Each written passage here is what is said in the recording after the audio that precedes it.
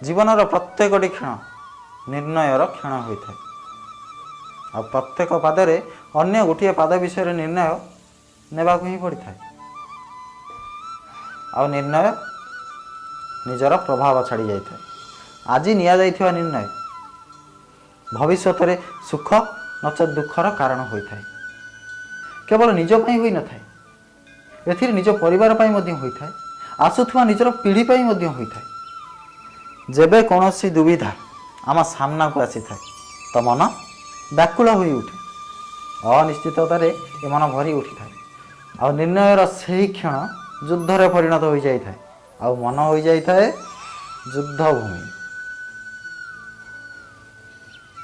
अधिकतर निर्णय आमे दुविधा गुड़िकर उपाय करने को नुहे, केवल निज मन को शांत करने को ही नहीं थाए।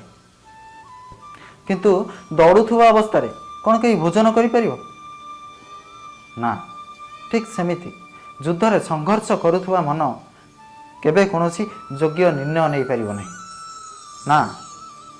तो कौन युद्धरे संघर्ष करुवा मन कौनसी योग्य निर्णय नहीं पारिब।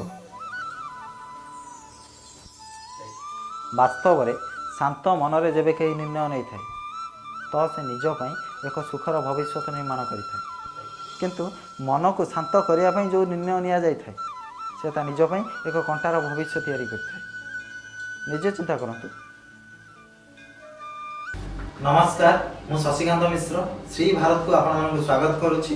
जदि आम वीडियोटी आपको भल लगी थाए तेबे लाइक, शेयर एवं सब्सक्राइब करंतु। एवं हाँ, आम वीडियो लाभ सर्वप्रथमे उठाइबा बेल आइकन टी को दबाइବାକୁ भूलंतु नहीं।